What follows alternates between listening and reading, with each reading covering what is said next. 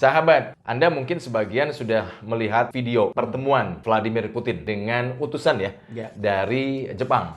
Di mana dalam video itu sebagian mengatakan bahwa Presiden Rusia Vladimir Putin ini menggunakan bahasa tubuh dan gaya diplomatik untuk menyampaikan pada delegasi dari Jepang ini gitu loh yang berkunjung ke Rusia. Nah, ketika berkunjung ke Rusia nih, delegasi ini istilahnya Vladimir Putin menyampaikan pesan seperti ini. Jepang saat ini seperti anjing peliharaan dalam tanda kutip ya, atau pelatihannya Amerika Serikat. Nah, jadi di dalam kunjungan itu, sahabat Vladimir Putin entah itu dibawa, entah anjing peliharaan ini ngikutin gitu kan, itu menggonggong terus gitu loh.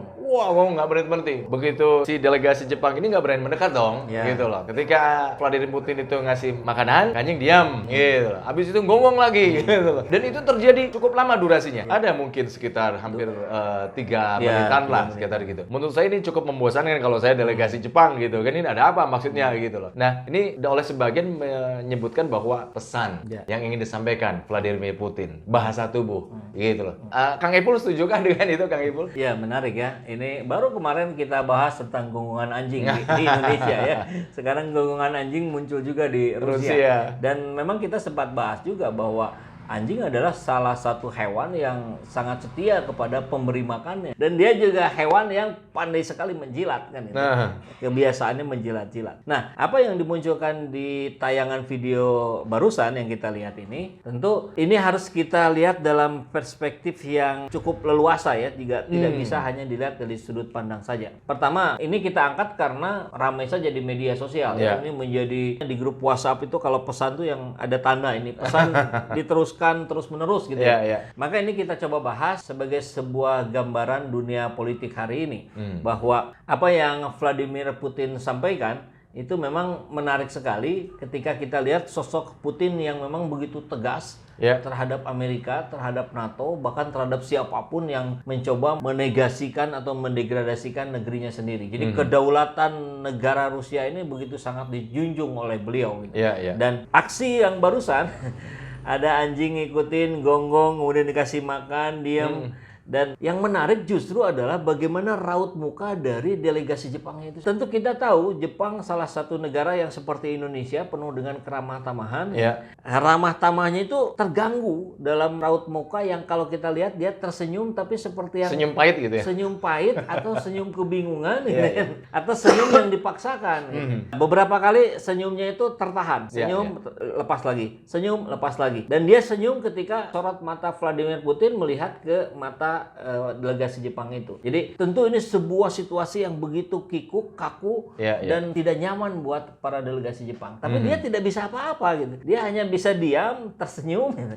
Sampai akhirnya Putin mendekat kemudian menunjukkan sekali lagi bagaimana anjing itu ketika diberi makan dia menjadi diam. Nah, kalau dibahas tadi oleh Kang Ijo bahwa ini adalah sebuah pesan yang sangat keras dari Putin terhadap negara-negara yang menjadi anjing penjilatnya Amerika, kurang lebih begitulah. Maka Putin akan bersikap jauh lebih keras. Nah, saya kira ini patut kita tiru, bukan berarti Pak Jokowi juga bawa anjing. Tentu tidak begitu konteksnya, tapi bagaimana kedaulatan negeri ini begitu dijunjung tinggi, dijaga, harga diri negara ini betul-betul dijaga oleh para pejabatnya. Nah, bagaimana bentuk menjaganya? Ya tentu dengan kita tidak menjadi pengemis kepada negara lain misalkan. Kan ini yang kita lihat kemarin setelah LBP ke Arab, kemudian diikuti juga dengan foto pertemuannya Menhan Prabowo di Arab Saudi juga gitu. Dan kita lihat pemimpin Arab tentu itu anaknya Salman ya, Raja Arab yang sekarang menjadi pelaksana lah kurang lebih begitu. Dia begitu santainya, dia begitu dominannya ketika berhadapan dengan LBP. Bagaimana misalkan ini kembali lagi bahasa tubuh. Dia merangkul LBP, menepuk pundaknya gitu. Itu kan sebuah bahasa dominasi. Bagaimana saya lebih berkuasa dari Anda, saya lebih kuat dari Anda gitu. Begitu juga dengan Prabowo. Prabowo yang dulu mah katanya apa? Singa Asia gitu, macan Asia. Di hadapan putra Raja Salman itu sama juga begitu kikuk, begitu kaku dan anaknya Salman yang begitu dominan gitu. Sama juga kurang lebih saya lihat adegannya menepuk-nepuk apa ini? Pundak. Dan itu adalah bahasa dominasi. Itu sangat jelas dalam bahasa tubuh yang secara konsep psikologi menjelaskan. Orang yang pertama kali merangkul, orang yang apalagi sampai menepuk-nepuk pundak, itu dia sedang berkata bahwa saya lebih kuat dari Anda, saya lebih hebat dari Anda. Dan faktanya kan memang juga begitu. Kita ke LBP ke sana mau minta uang, gitu. mau nyari investor untuk pendanaan IKN. Ini tentu berkebalikan dengan yang dilakukan oleh Putin. Perbandingan ini saya kira menggambarkan kepada kita bagaimana kehebatan Soekarno dulu di Indonesia, yang begitu mengagungkan Indonesia bahwa jangan macam-macam sama kita itu. Kalau ada macam Malaysia macam-macam kita ganyang kan gitu. Nah, hari ini narasi dari pemimpin kita jauh sekali dari yang seperti itu. Bahkan ya maaf gitu, seolah-olah seperti yang meminta-minta gitu.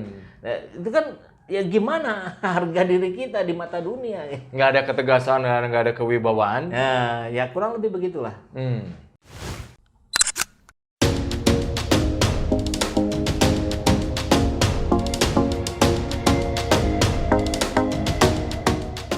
Alhamdulillah, angkatan pertama Akademi Dakwah Digital Indonesia di bawah naungan Yayasan YPHI sudah berlangsung dan mendapatkan testimoni yang luar biasa.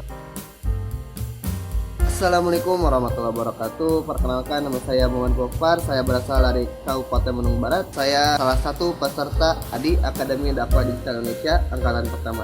Banyak sekali ya yang saya dapatkan di ADI ini. Salah satunya terkait pengenalan diri, pengenalan sosmed, mempersiapkan diri untuk menjadi seorang pendakwah di bidang digital, dan tentunya banyak sekali yang mungkin tidak bisa disebutkan karena di ADI ini kita berdakwah melalui sosmed ya, seperti TikTok, YouTube, Instagram, dan lain-lain.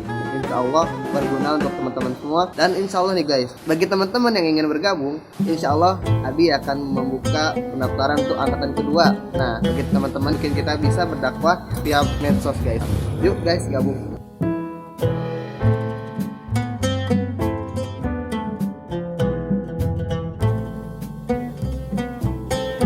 Bagi sahabat semua, kami membuka peluang untuk turut membersamai para calon pendakwah ini dengan memberikan donasinya ke nomor rekening yang ada di bawah ini dan mengkonfirmasikannya ke nomor yang ada di sini.